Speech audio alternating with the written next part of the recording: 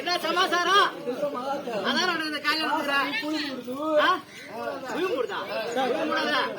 மன தள்ளி போடு. யாரும் தெரியுமா? யார் சொன்னா? சக்கிலிச்சு. ஓஹோ, பழக்கம்.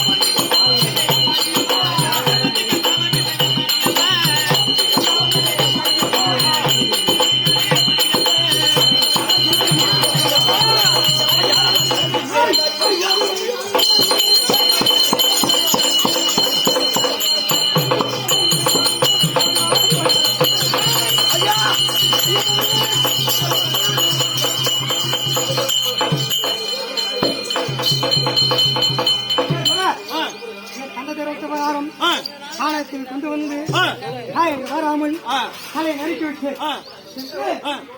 காட்ட வேண்டும்.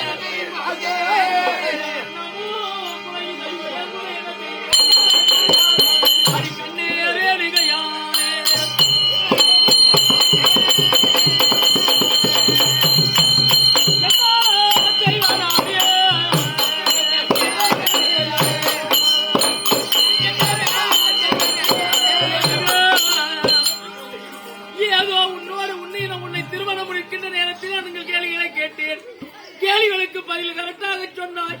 கடைசி நேரத்திலே மனச்சோரம் அடைந்து விட்டால் எண்ணத்திலே மகனாயிருக்கணும் மதுராமனை விட்டு தலையெடுக்க சொன்னேன். தலையை கொண்டு வந்து கருத்தையே காட்டிய உடனே அடியங்கூத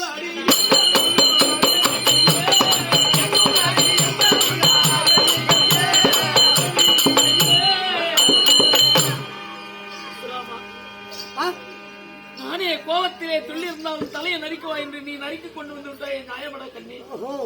அப்பா, உன் சாபத்திற்கு பயந்து என் அண்ணன் அழைத்து சென்று தலையை வெட்டி வந்து அதனால ஏற்கனவே கேட்டேன்னு நான் எப்ப கேட்கணும் 2 வாரம் கொடுங்க கேட்டேன். 2 வாரம்? ஆமா. நான் இட்ட வேலை தட்டாமல் செய்தபடியா 2 வரத்தை கண்டிப்பாக என்ன வரம் கேட்டாலும் தருகிறேன். முதல் வரமாப்பட்டது மரம் செட்டி கொடிகளாக இருக்கக்கூடிய என்னுடைய அண்ணன்மார்கள் வேண்டும். பங்காளி இல்லாமல் நாட்டிலே வாழக்கூடாது. ஆமா.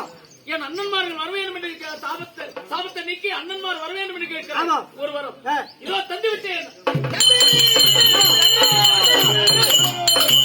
2வது வரமாப்பட்டது இது நடந்தால் நாய் தலைவர்த்த தரதல் போது அப்படி அந்த பட்டம் வேணும் எனக்கு. செத்து போன மாதிரி எங்க அம்மா வேணும். இதுதானே ஆமா. இந்த சிரத்தை எடுத்து இந்த செட்டியில கிளம்பும் எடுத்து சென்று அந்த முண்டத்தை வைத்து ஜலத்தை தெளித்து பொற்பெருமாள் தட்டினால் உன் தாய் வந்துள்ள சென்று வா.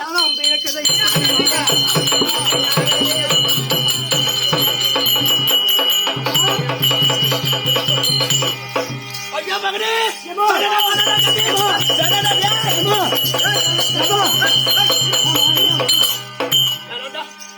இதை பார்த்து பாய்யா எத்தனை போனா போயிட மாட்டாங்க. ஏமா நல்லா தூங்கிட்டமா நீ மகனே பரசுராமா. ஆமா என்ன விட்டு வந்துட்டாயே. ஆமா உன் தந்தையே தனியாக ஆசிரமத்தை விட்டுட்டு வந்தாயே. ஆமா ஏற்கிற காலத்திலே கார்த்திகை உன் தந்தையா இருந்த ஆசிரமத்திலே தன்னந்தனியாக இருந்து விட்டான். உன் சிரத்து கொண்டு போறேன்னு சபதம் செய்திருக்கிறானே. கார்த்திகை அர்ச்சனை எப்படியாவது சிரத்து கொண்டு போயிடும். ஓடிடா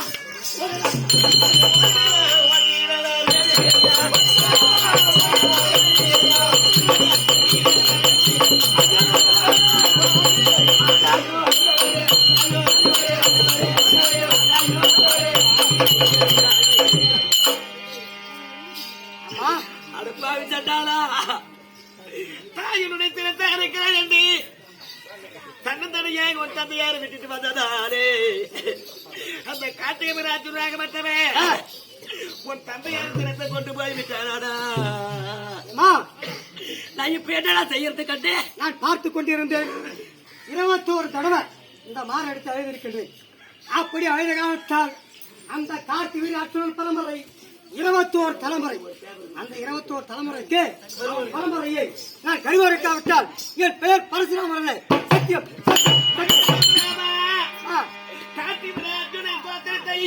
நீ கருமறுத்தால் என்ன கருமறுக்காத போறால் என்ன நீ மன்ன புரிய மாட்ட போது இந்த உலகத்திலே தான் கம்மஞ்சாவியா வாழ்வதற்கு எனக்கு இடம் கிடையாது.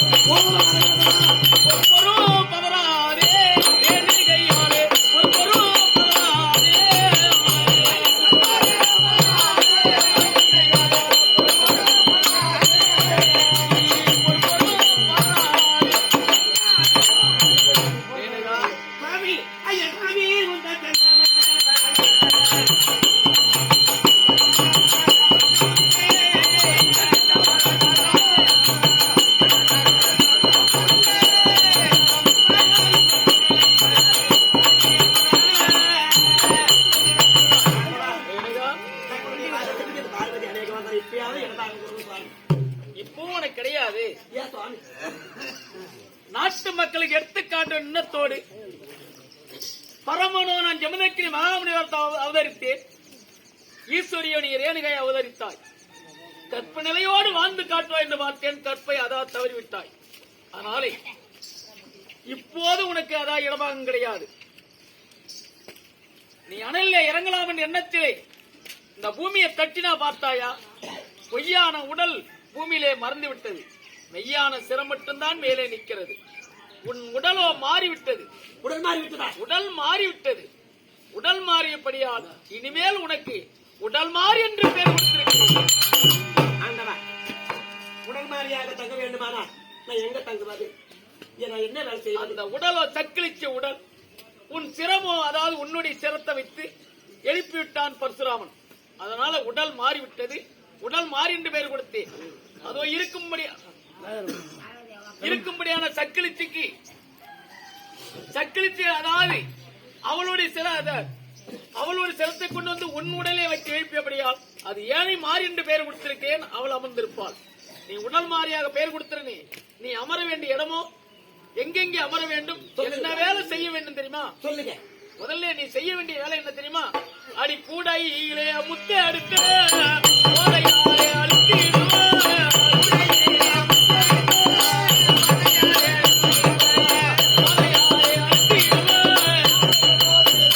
நல்ல நேரத்திலே வெள்ளமுத்திரை சேர்ந்த ஊராட்சி மன்ற தலைவர் இருக்கக்கூடியான அருமை அண்ணா அவர்கள் ராஜாராம் அண்ணா என்பவரால் நாடகப்படி பாராட்டி நண்புடன் அம்மன் இருந்து கொடுக்குற 5 பேர்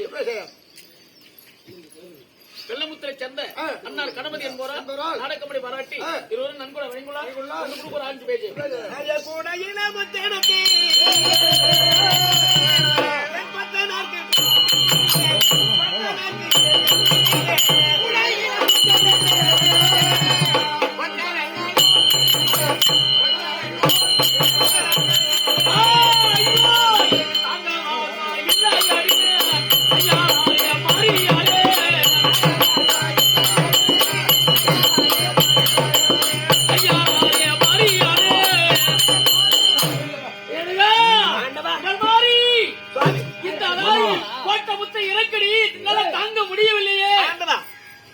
போட சொன்னீங்களே தவிர மொத்த இறங்குவதற்கு வழி சொல்லலையே சுவாமி. முத்து அழிக்க சொல்லிவிட்ட தவிர இறங்க வழி சொல்லவில்லையா? ஆமா சுவாமி. முத்து இறங்க வேண்டுமானால் அடி துள்ளுமாவோ வெற்றிலையோ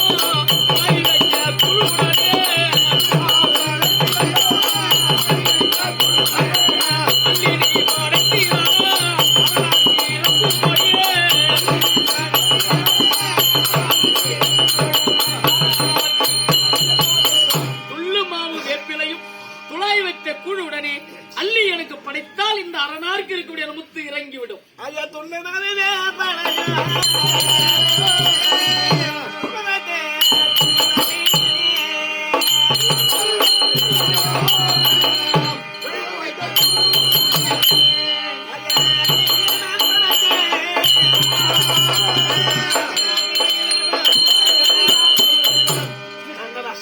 நீங்க சொன்ன பிரகாரம் துள்ளமாக வேப்பலை துளைவிட்டு கூடுடனே அள்ளி படத்த போது உன் மீது இந்த முத்தாகப்பட்டது இறங்கி விட்டது.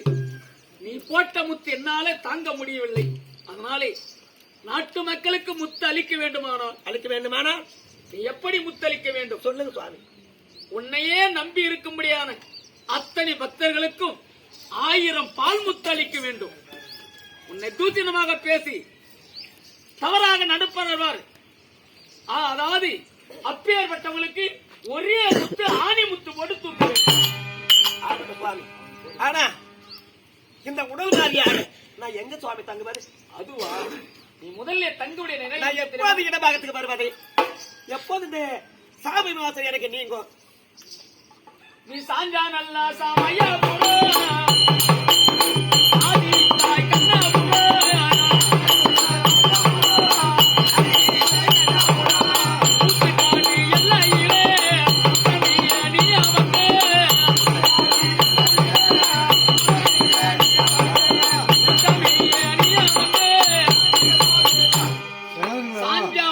சமயபுரம், 2வது கண்ணபுரம், ஊத்துக்காடு, இப்ப பல எல்லையிலும் அமர்ந்து இந்த ஊரு எல்லையிலே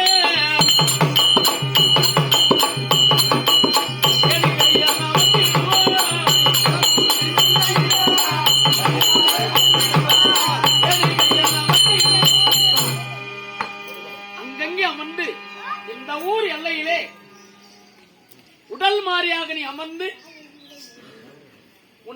உன்னை தேடி வரும்படியான பக்தர்களுக்கு அருள் கொடுக்க வேண்டும். அப்படி கொடுத்து இந்த யுகம் முடிந்தால் உனக்கு இடபாகம் உண்டு.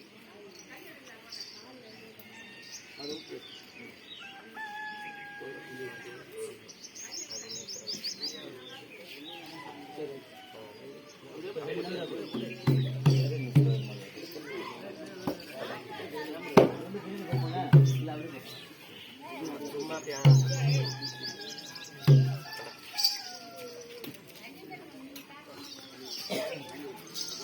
இந்த ஊர் எல்லையிலே அமர்ந்து உன்னை தேடி வரும்படியான பக்தருக்கு எந்த வித குறையில்லாமல் சுகசேமத்தோடு வாழ வேண்டும் என்று உன்னை அதாவது அருள்வாழ்த்திருக்கிறேன். இந்த ஊர் கிராமத்தில் அமர்ந்து விடுவாய். உன் இஷ்டமே பாட்டு சுவாமி. அப்படியே இருக்கட்டும். இப்படியாக சிவபுராணத்தில் பாகமா இருக்கும்படியான உடல் மாறி மகத்துவம் ரேணுக சம்மாரம் நாடகமாடி முற்றி பெற்றது. ஆடிய பேரும் பாடிய பேர் கண்ணால் பார்த்த பேர் காதல் கேட்ட பேரும் இந்த அம்மனுடைய பெற்று சேமத்தோடு வேண்டும் விடைபெறுகிறோம். ஆளுக்கு ஒரு சகுந்து போய் வாருங்கள்.